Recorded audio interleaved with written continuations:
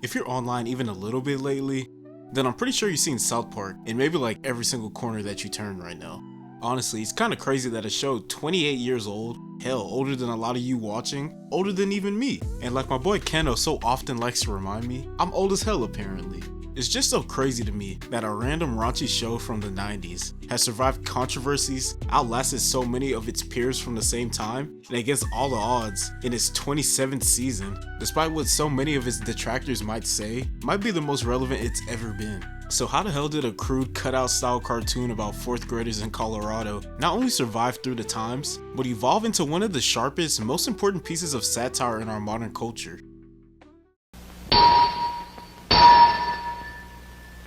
This year on July 21st, Matt Stone and Trey Parker struck a historic deal over the streaming rights to South Park. Paramount agreed to buy the global streaming rights for the show for a record-breaking 5-year, $1.5 billion deal. Thinking back to where the show started, a random short from the early 90s of Jesus fighting Frosty the Snowman made out of cardboard cutouts, and now, over 30 years later, those same creators are making record-breaking billion-dollar deals off that same idea.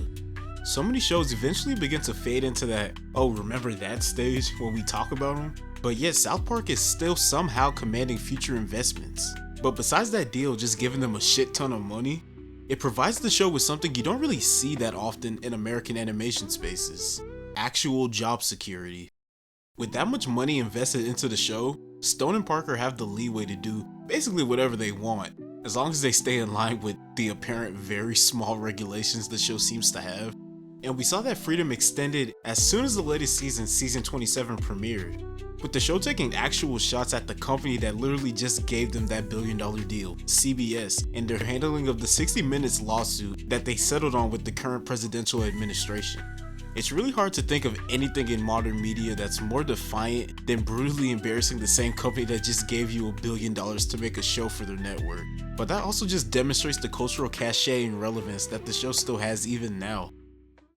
I think the biggest case for the show being more relevant than ever is everything about their newest outing, season 27. South Park is using this unprecedented freedom to go directly at what's essentially the biggest occurrence story in the world right now: the current presidential administration and everything that comes with it. Not through stand-ins like they've done in the past, but through actively depicting the president on screen. Hey, relax, guy.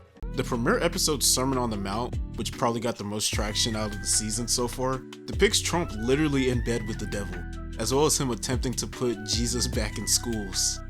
Episode 2 tackles political debaters like Charlie Kirk, as well as the rampant ICE raids currently taking place in major cities due to their kinda ridiculously overinflated budget now. And in the latest episode, as of writing, it depicts the current military deployment in Washington by his administration, as well as companies kinda sucking up to his administration just to stay in their good graces.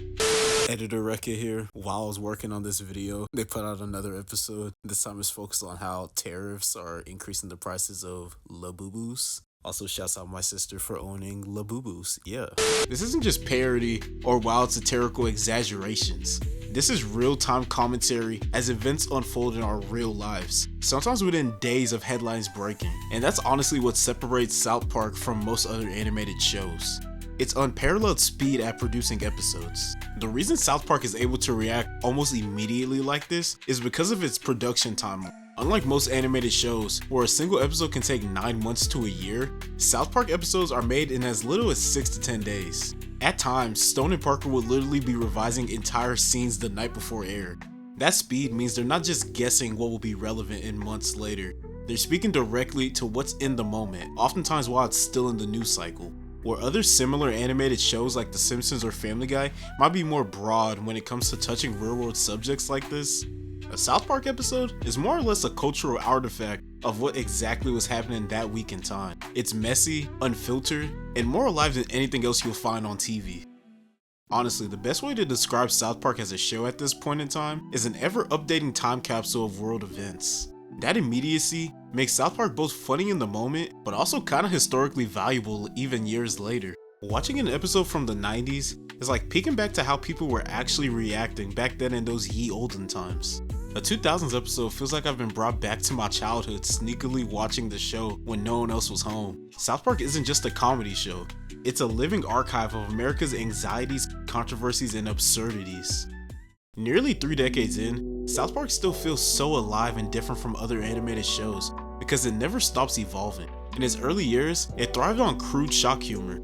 In the 2010s, it leaned into more serialized storytelling with season-long lasting storylines. And now with its latest outing, it's directly satirizing the current events of our country and all the absurdities and horrors that are happening as they unfold. Where other long-running shows settle into their established time-tested formulas, South Park is constantly reinventing itself to stay in the conversation.